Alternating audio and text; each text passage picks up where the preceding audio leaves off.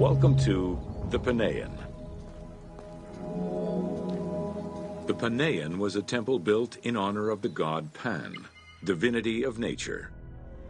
This Greek god, often represented as a half-man, half-goat, with a beard, horns, and goat's hooves, was considered the protector of shepherds and herds.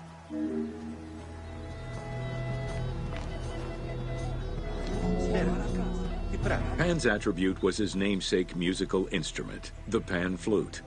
His temples were usually located in caves and on high mountains, and were frequented by shepherds. It is likely that Mediterranean cults adopted the imagery of Pan to symbolize the Christian devil.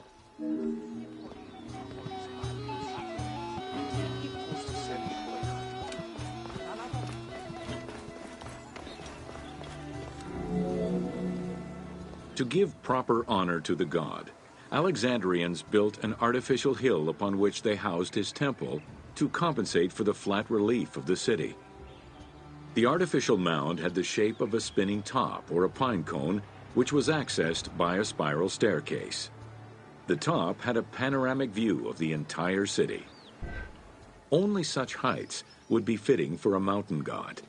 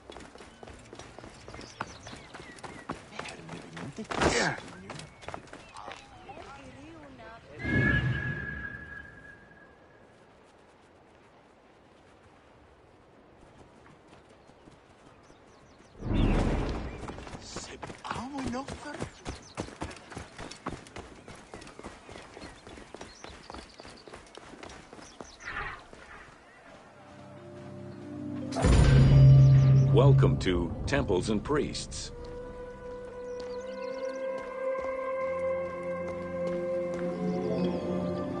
From its foundation, the city of Memphis favored worship of the god Ptah. The main temple of Ptah was known as Hutkaptah, meaning Palace of the Ka of Ptah. The name of the temple, translated into Greek as Aegyptos, would eventually evolve into the modern name Egypt.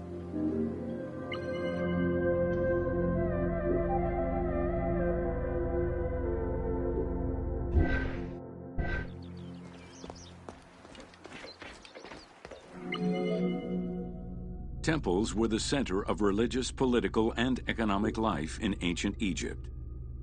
These sacred places were viewed as the literal home of the gods and goddesses.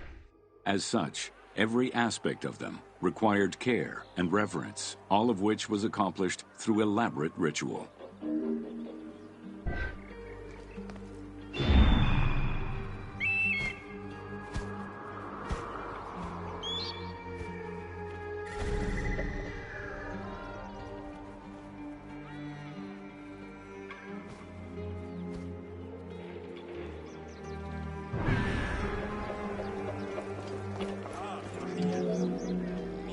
Located in the center of Memphis, the Temple of Ptah was the most prominent and imposing building in the city.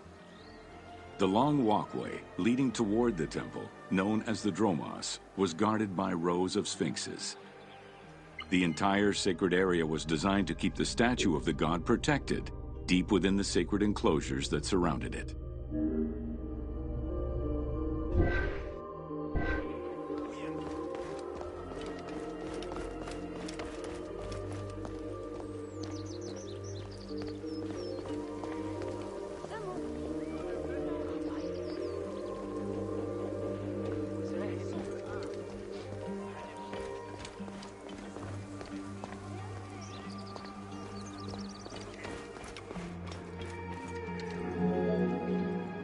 The Dromos opened into a courtyard, with the surrounding portico graced with columns carved to resemble palm trees.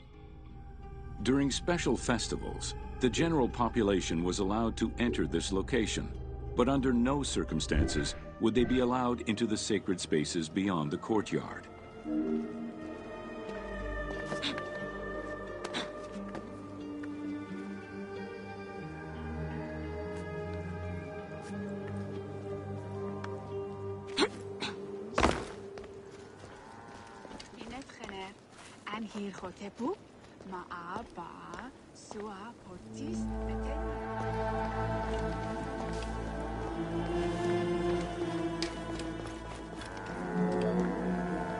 The Memphis Alabaster Sphinx was discovered in 1912, almost completely buried in water and sand.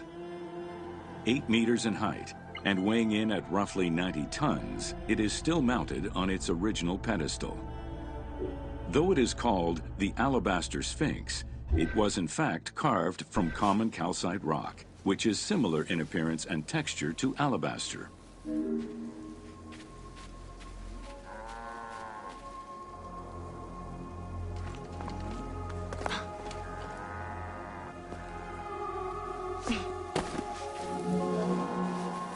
Erosion has destroyed the original engravings, making it difficult to determine when it was created. Egyptologists believe that its facial likeness resembles Amenhotep II, and so it could have been sculpted somewhere between 1700 and 1400 BCE. It is believed that this monument once stood outside of the Temple of Ptah and was integrated into subsequent extensions to the complex.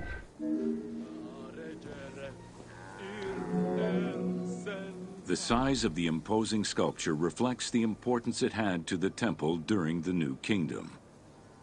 This Sphinx is one of the few remaining artifacts from the ruins of Memphis to survive.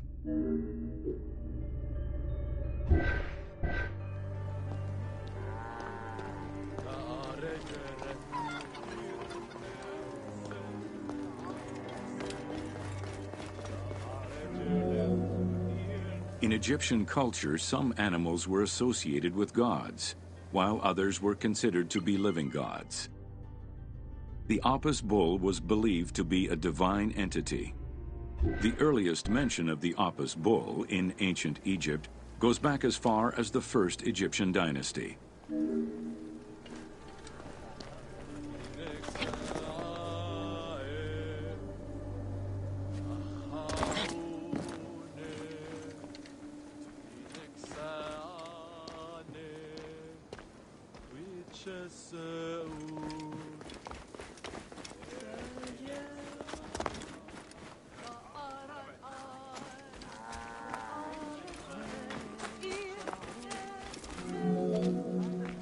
Originally the symbol of fertility, the Apis bull was linked to the god Ra, with the image of the sun carried between its horns. Later it was associated with Osiris, the ruler of the underworld, thus becoming the funerary divinity Osiropis. During the 18th dynasty in Memphis, the Apis bull's association with the city's deity earned it the title Herald of Ptah. The Apis bull was so revered that even Alexander the Great, upon his arrival in Memphis, gave honor to Apis. The Apis bull lived with its harem in a sacred barn located in an enclosure in the Temple of Ptah. Each bull bore 29 signs representative of its divinity. Among them, the bull had an eagle-shaped mark on its back, a double tail hair, and a scarab-shaped mark under the tongue. The signs were intended to correspond with the lunar cycle.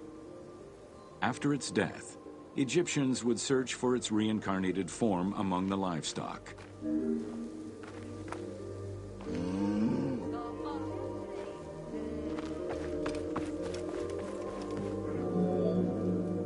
Like other living divinities, the mortal incarnation of the Apis bull was prayed to, and when it died, it was given a luxurious funeral, which included mummification. Until the reign of Ramses II, the Apis bulls were buried in individual graves in Saqqara. During the 26th dynasty, the bodies of the bulls were buried in enormous stone vats in the underground corridors of the Serapeum of Memphis.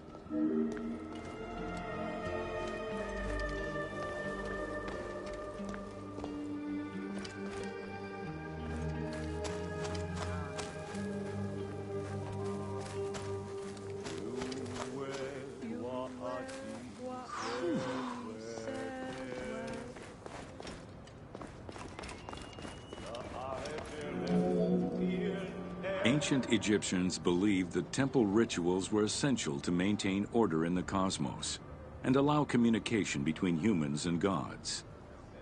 The pharaoh was required to bring offerings as part of a twofold promise made to the gods, to remain a just ruler and to prevent chaos from entering Egypt.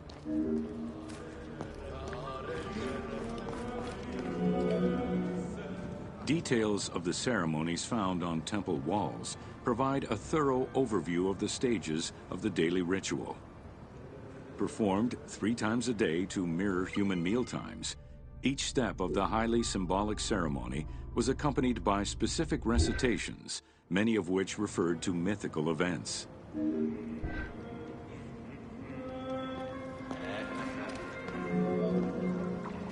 The high priest would first awaken the sleeping god with a chant.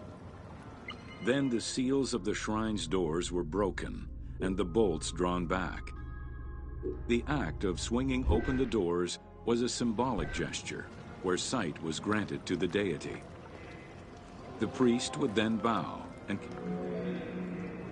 the god was then washed with incense-infused water and its mouth rinsed with mineral salts.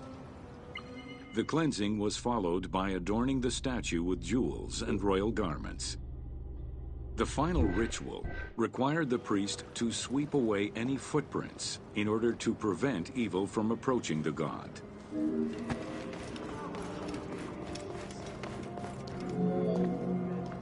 Heredity was the primary source of new recruits. Rarely was an outsider allowed this position. At the top of the temple hierarchy was the high priest. Each temple dedicated to a god had at least one high priest devoted to its care.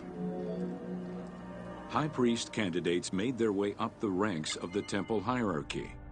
The one chosen to occupy the lofty position of high priest was usually confirmed by the pharaoh. Several of the high priests were also important officials in the government. In the 21st dynasty, Thebes became the capital of an almost entirely theocratic government.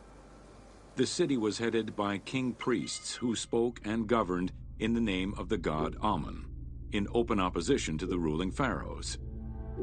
These king priests caused a massive decentralization of power, known as the Third Intermediate Period.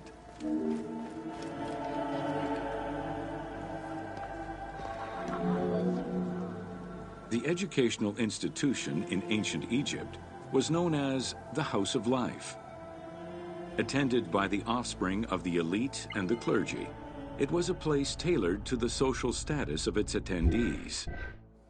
The earliest references to this type of institution date back to royal decrees of the Old Kingdom.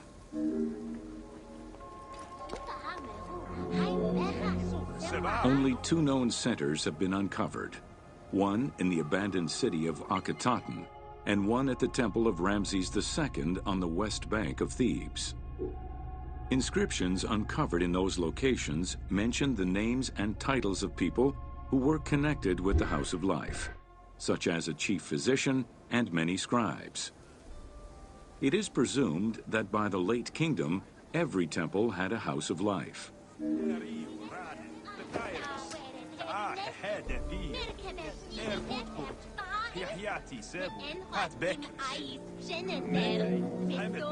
The House of Life offered training for the elite, destined for occupations such as astronomers, doctors, veterinarians, diplomats, architects, translators, or theologians. Not limited to instruction for young students, the House of Life was a source of reference for many scholars, with rooms dedicated to papyri of many disciplines. Because papyri were preserved there, the Greco-Romans referred to the House of Life as a library.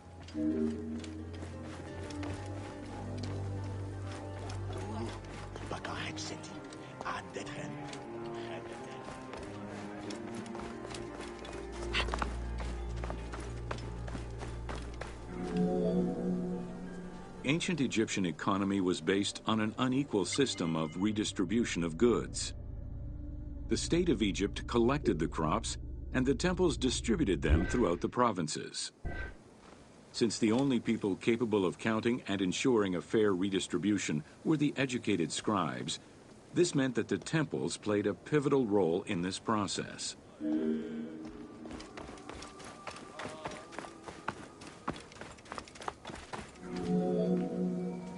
There are records of pharaohs making offerings of large tracts of land and animals to temples in order to maintain their favor. Ramses III offered generous gifts to the temple of... Palaces, warehouses, and granaries were built inside the temple compound to better control the redistribution of goods.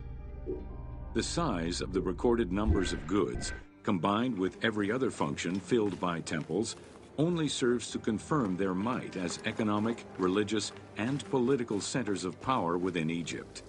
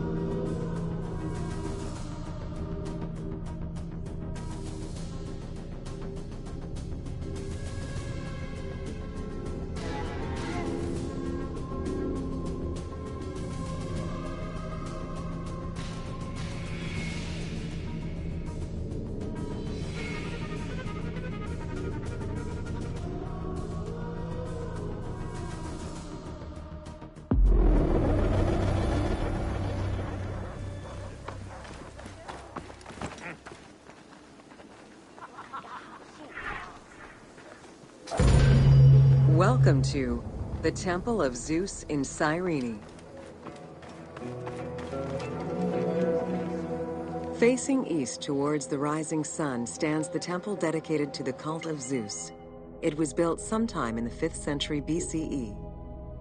70 meters long with 46 Doric-style columns, the imposing structure was the largest Greek temple erected in Africa. It was only slightly larger than the Parthenon and the Temple of Zeus in Olympia.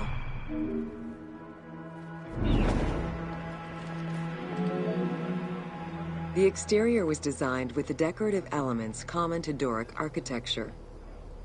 The dimensions of the columns were different, giving visitors an impression of uniqueness when viewing each facade.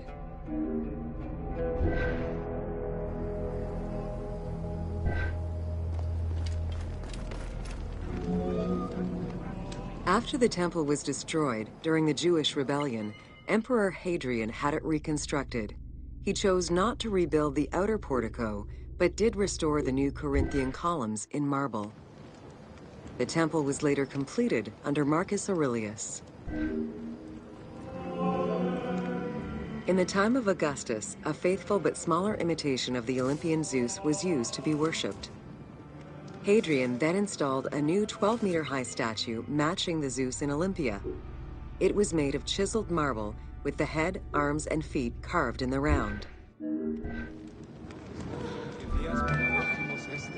Archaeologists confirmed that there was a monumental statue of Zeus in this temple, though experts remain divided on whether it was one of Zeus or one more specific to the cult of Zeus Ammon. The team elected to place a statue of Zeus Ammon in this location, knowing that Cyrene was central to the spread of this cult in the Greek Mediterranean area.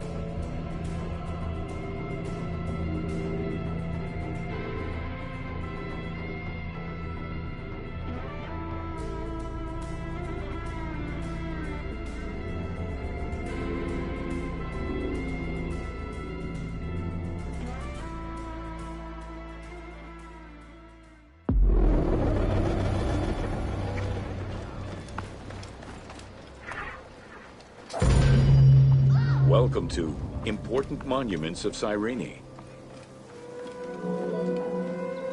The sanctuary of Apollo sits on a prominent edge of the plateau of Cyrene, overlooking the Mediterranean Sea. It could be accessed either by the road from Apollonia, via the necropolis, or by the Sacred Way, coming from the agora of the city. The abundance of temples and statues throughout the city reflect the various Greco-Roman and Egyptian cult influences over the centuries.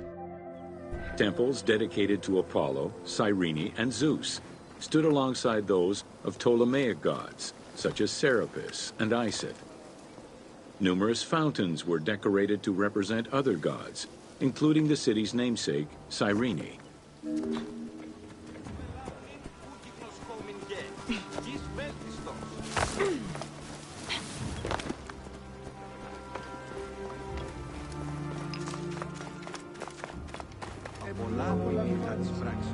A vestibule known as a propylaeum marked its entrance and highlighted the fountain of Apollo. God of the sun and of protection, Apollo was an important deity to both Greeks and Romans. The sanctuary built in his honor was considered to be sacred.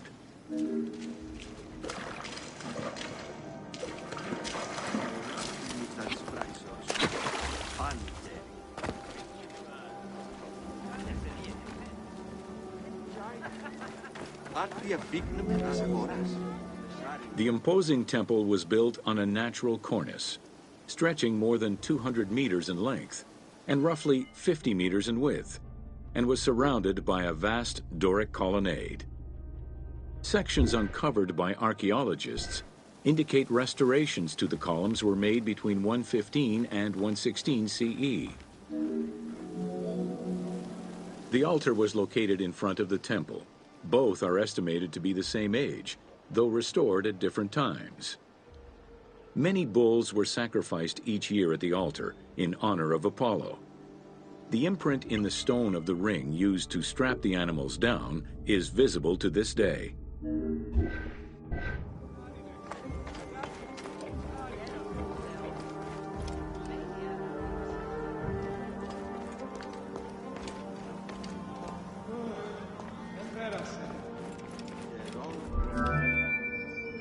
Carved during the Roman era, the Apollo Cytharide was discovered near the temple.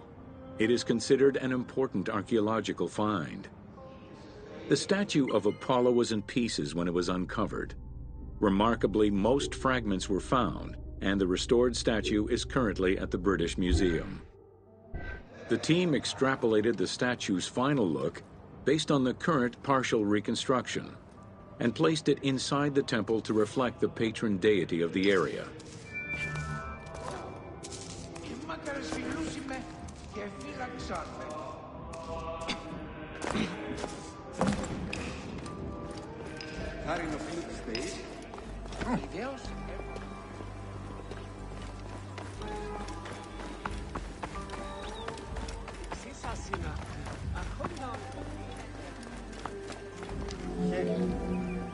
The amphitheater of Cyrene is located on what is known as the Terrace of Myrtosa, next to the sanctuary of Apollo. It was built on top of the old theater in the 2nd century. Originally used as a stage, the theater became an amphitheater once the taste for Roman gladiatorial entertainment reached the city.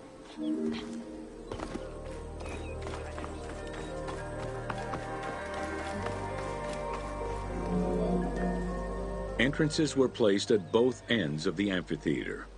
A wall replaced the first 2 rows of bleachers as protection from the array of wild animals in the ring. The tunnel used for the parade of beasts and gladiators circled the arena, unlike the Roman Colosseum's tunnel. Since the original theater was close to the cliffside, the expansion didn't allow for a perfect circle. Instead, junctions of the semicircle formed the arena into an oval shape. This elliptical formation still ensured an excellent view from all angles. The team decided to create a perfectly round theater for technical reasons and used the structure of the Roman theater as their reference.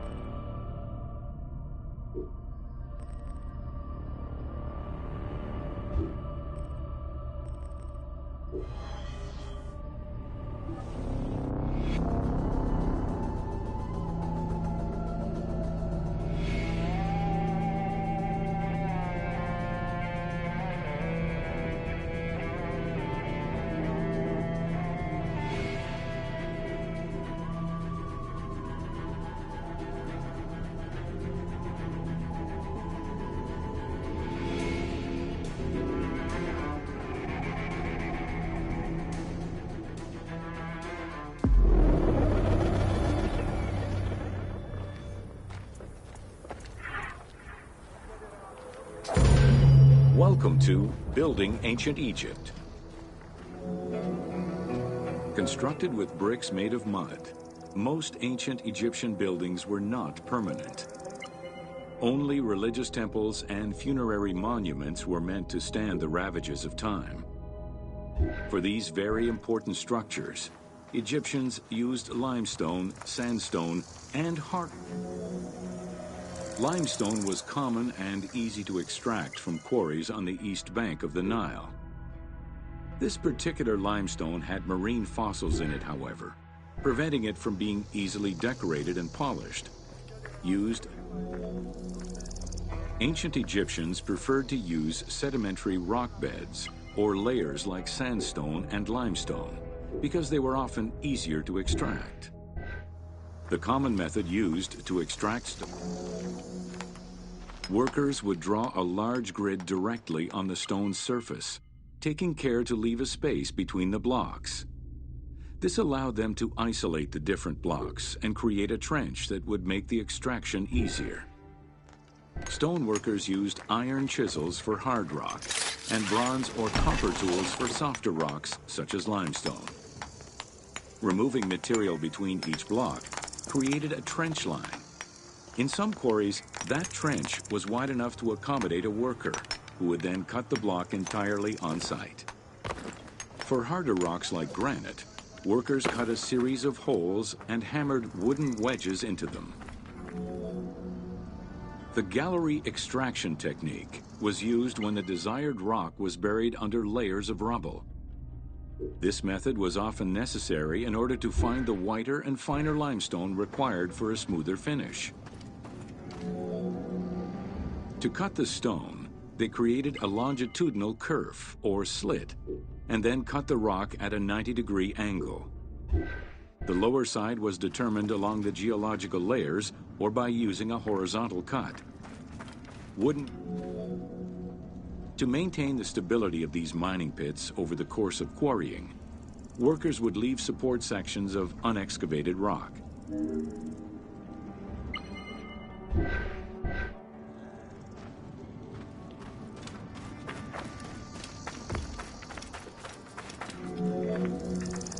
In every quarry, dedicated shrines were established to offer protection for the workers. In particular, Serket, the scorpion goddess, was considered a very powerful deity among quarry workers. Every mine and quarry of ancient Egypt included a scorpion charmer, who was said to use magical powers to ward off the dangerous insects and keep the workers safe.